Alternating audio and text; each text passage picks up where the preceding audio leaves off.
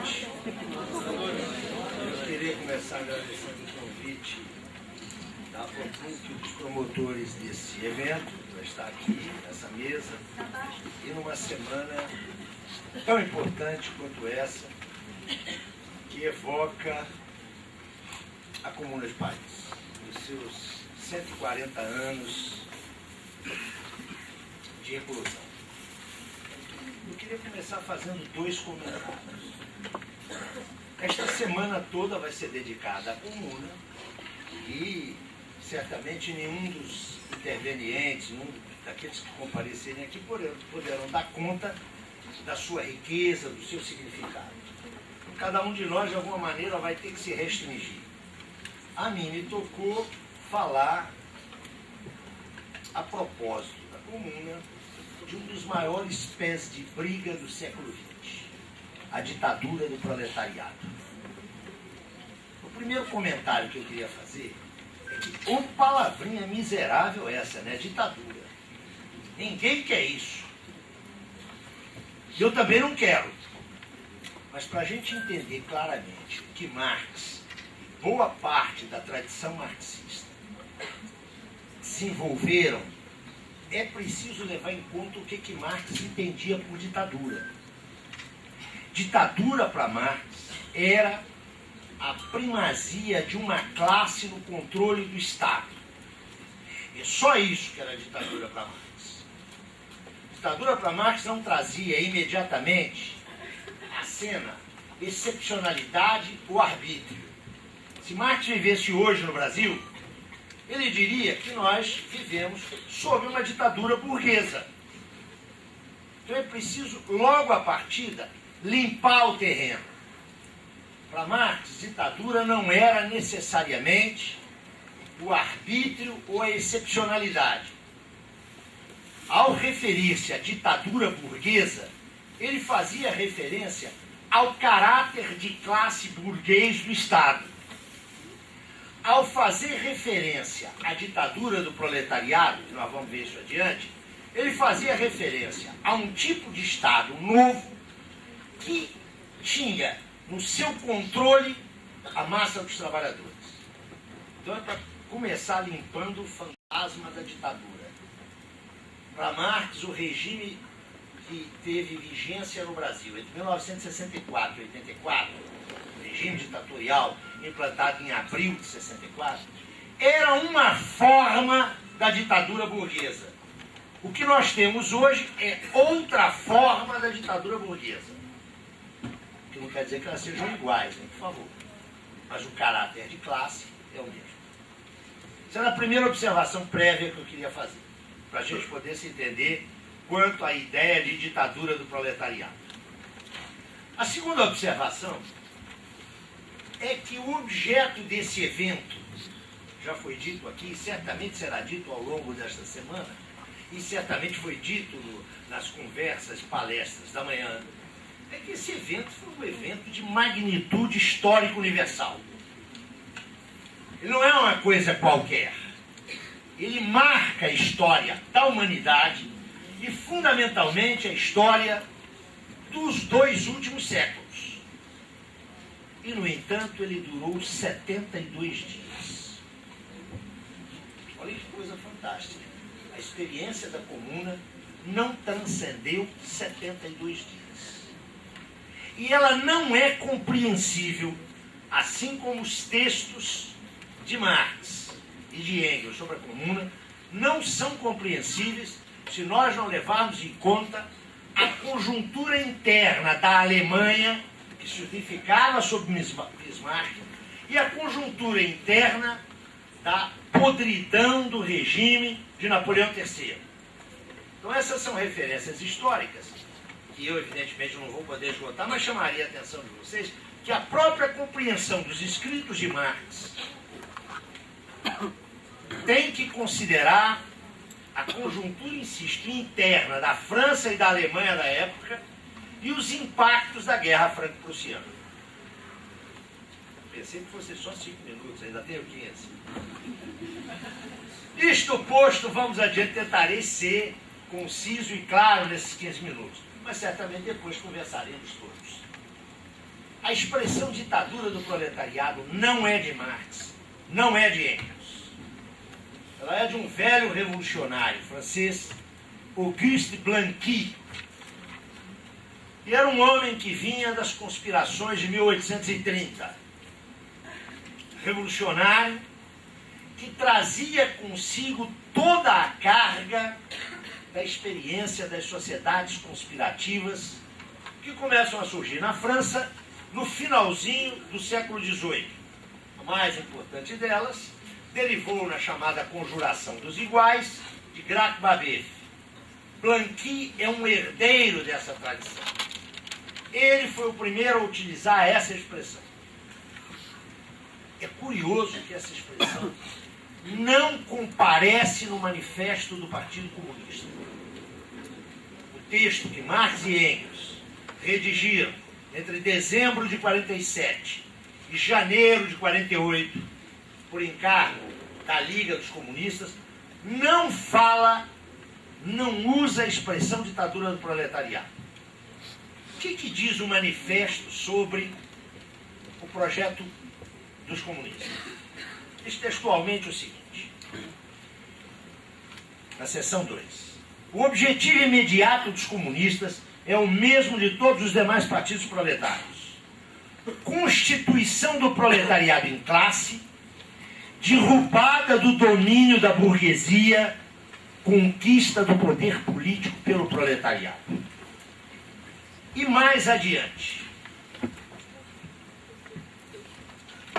a Revolução Comunista é a ruptura mais radical com as relações de propriedade tradicionais. O primeiro passo na Revolução Operária é a passagem do proletariado à classe dominante. E eu chamo a atenção de vocês para o resto da frase. É a passagem do proletariado à classe dominante, a conquista da democracia pela luta. Aqui fica muito claro que a noção de ditadura não é a noção de excepcionalidade. Ditadura é, eles vão dizer mais tarde, a passagem do proletariado à classe dominante, a conquista da democracia pela luta. O proletariado utilizará o seu domínio político para ir arrancando todo o capital das mãos da burguesia, para centralizar todos os instrumentos de produção nas mãos do Estado, isto é, do proletariado organizado como classe dominante, e para aumentar o mais rapidamente possível a massa das forças produtivas. Naturalmente que isto, a princípio, só pode ser realizado mediante intervenções despóticas, mas olhem aonde? No direito de propriedade e nas relações de produção burguesas, através de medidas que economicamente parecem insuficientes e insustentáveis, mas que no decurso do movimento ultrapassarão a si mesmas e são indispensáveis como meios para revolucionar todo o modo de produção. Eu dizia, a expressão ditadura do proletariado não comparece no Manifesto do Partido Comunista.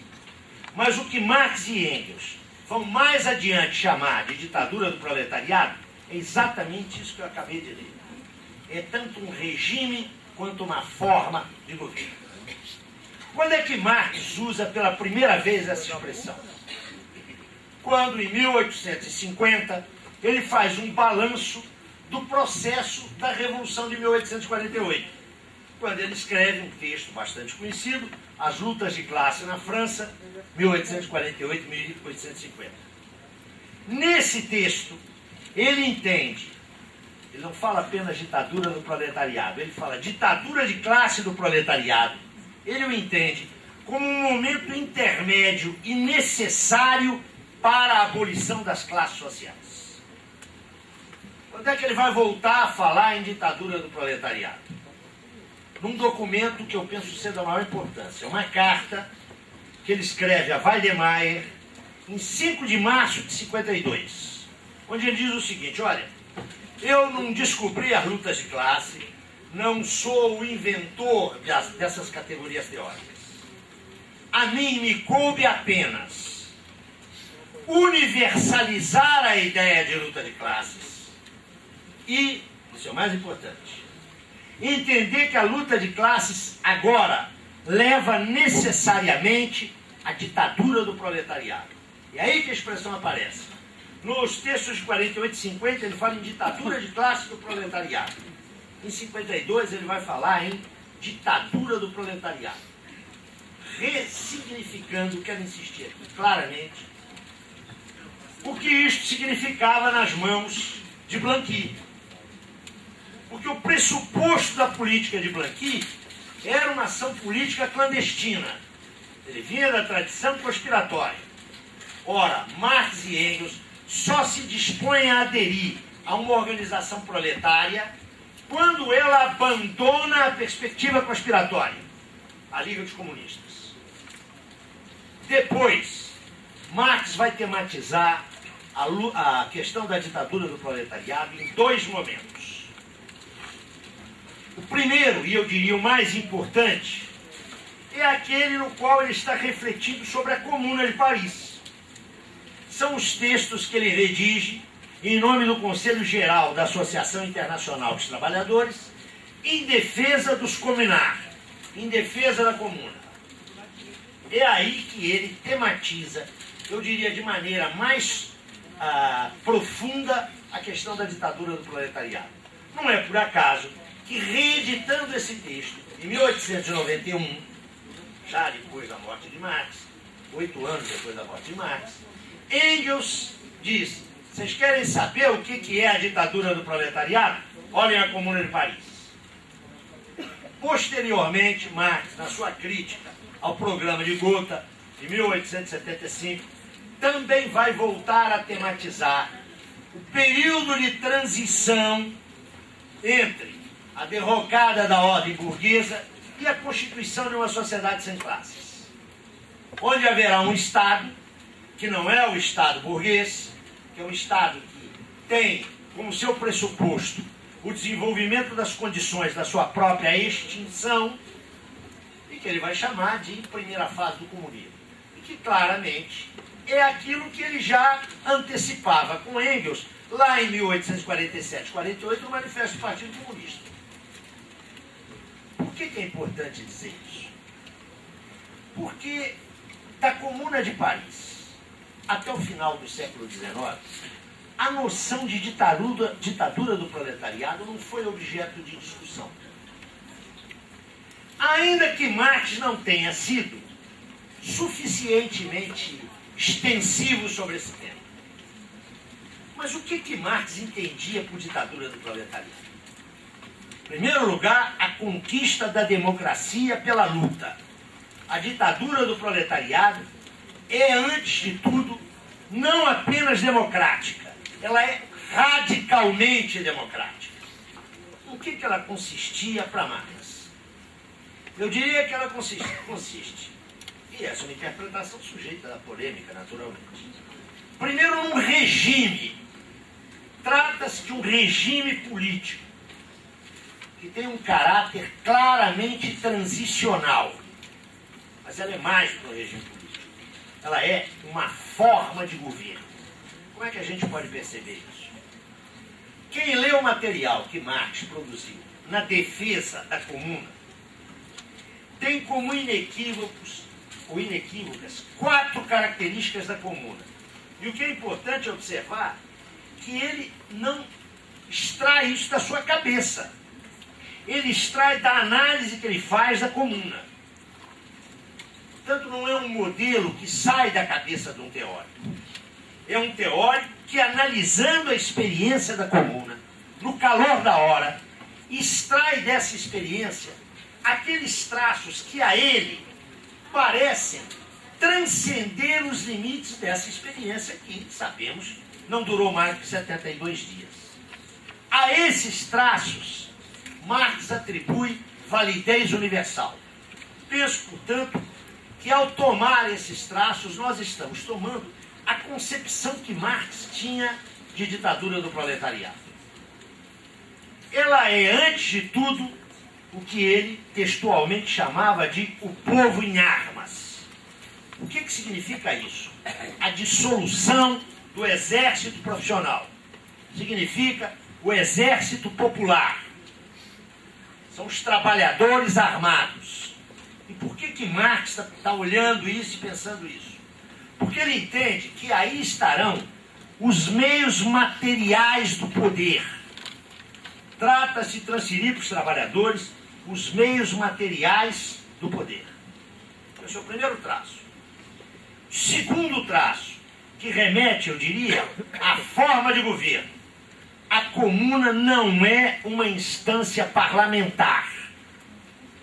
A comuna é fusão de poder legislativo e poder executivo ao mesmo tempo. É muito clara aí, do ponto de vista teórico, a revisão à Assembleia Civil de Rousseau. Mas Marx não está trabalhando sobre texto, ele está trabalhando sobre a experiência. Terceiro traço, liquidação da máquina repressiva do Estado, que não se resume à desmontagem do exército profissional. É muito mais amplo. É quebrar a máquina do Estado burguês, seja nos seus elementos claramente coercitivos, por exemplo, a polícia, seja nos seus elementos mediadores, o poder judiciário. Mas o mais importante é o quarto traço. Ela é também uma forma de organização da produção nacional. Marx atribui à comuna, a partir da experiência feita em Paris, a tarefa de centralizar e planificar a produção. Quando a gente lê esse material, nós, filhos do século XX, percebemos claramente que está aqui posta a questão do Estado como uma questão inarredável em qualquer projeto revolucionário. Eu diria que a tradição política dos vários matizes do marxismo do século XX não questiona a importância do instrumento Estado no processo revolucionário, que, como vocês sabem, desde o século XIX, foi um ponto de ruptura entre a tradição marxista e os revolucionários anarquistas. Mas há uma outra coisa que salta à vista. É que Marx não fala em partido político. E notem que em 75, na crítica ao programa de Gotha, estava se constituindo aquele que ia ser o modelo dos partidos políticos operários do século XIX, com forte incidência no século XX, o Partido Social Democrata Alemão. Isso nos causa um problema. Porque toda a tradição marxista, só tem 5 minutos, né, meu Deus do céu, mas os outros companheiros de mesa vão avançar nisso. É que o marxismo do século XIX, o marxismo do Marx, trabalhava com uma concepção de partido que é aquela que Marx evoca no Manifesto do Partido Comunista. A quem leu com atenção viu que para Marx e para Engels, os comunistas não constituem um partido à parte. Eles são a fração mais avançada, mais consequente, mais radical dos partidos operários. Ora, isso muda no século XX. Eu costumo dizer que o cristianismo que nós conhecemos, e isso é uma homenagem que presto à casa, certamente tão gentilmente nos acolhe, é que o cristianismo não seria nada sem Paulo. O Saulo que se converte no caminho de Damasco. Até Paulo, a igreja era uma referência puramente simbólica. Paulo, romano que era, lhe dá uma estrutura jurídica. E é a partir do século III que o cristianismo triunfa. O marxismo também teve o seu Paulo. Chamava-se Vladimir Ilyich Ulyanov. Até Lenin, o marxismo era uma grande referência para a luta social. Lenin, o que fazer, cria uma teoria do partido, uma teoria da organização.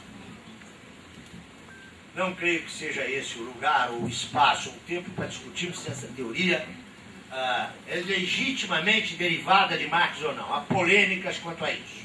Mas não há dúvida nenhuma que Lenin cria um modelo de organização que vai materializar os primeiros anos da Revolução Russa. E nesse modelo de organização, já após a morte de Lenin, ocorre um fenômeno que vai transformar a teoria da ditadura do proletariado naquele que a mim me parece o conceito ou a categoria política mais polêmica da tradição marxista. Ocorre na União Soviética a fusão entre aparelho do partido e aparelho de Estado. E eu quero lhes dizer que tanto a concepção de Estado quanto a concepção de organização política, de partido político de Lênin, estão assentados na ideia de ditadura do proletariado. Né? Isso fica muito claro, seja no livro redigido no próprio ano da Revolução Russa, que Lênin não concluiu, que é o Estado e a Revolução, seja na polêmica dele com Kautsky, a Revolução Proletária, o renegado Kautsky, que é de um pouco depois, é de 1918. Eu diria que é a partir da Revolução Russa, dos seus desdobramentos, das várias fraturas políticas no campo do marxismo, que a categoria ditadura do proletariado passou a constituir um elemento de polêmica, e de polêmica grossa, como todos sabem. A mim me cabe, já que o meu tempo se esgotou, dizer que em Marx, ditadura do proletariado não significava o despotismo ilimitado. Marx usa a noção de ditadura para caracterizar conteúdo político do Estado. Ditadura do proletariado para Marx era expansão universalizada da democracia, que é incompatível com a ordem burguesa. É incompatível com a ditadura da burguesia. E com essas 4 funções. Quis a história, que é uma matrona extremamente ardilosa, né? Clio, que é a deusa da história, é muito ardilosa, que as prospecções de Marx não se realizassem tal como ele as concebia no dramático século XX. Mas eu peço só um minuto para dizer o seguinte: toda essa discussão tem tudo a ver com a nossa realidade contemporânea. É preciso pesquisar hoje, daquelas 4 funções que Marx atribuía à ditadura do proletariado, quais são as atuais, quais são as que a história superou. Né? Se a Comuna tem 140 anos, a morte de Marx tem mais ou menos isso. Né? Não façamos do maior dos iconoclastas, que foi Marx, mais um ícone. Né? Devemos considerar tudo isso no mais legítimo espírito de Marx, que foi, aliás, sinalizado pelo poeta da Pauliceia Desvairada, né? Mário de Andrade, quando nos disse, na sua célebre conferência de 1942, o passado não é exemplo, o passado é lição. Tiremos as lições. Muito obrigado.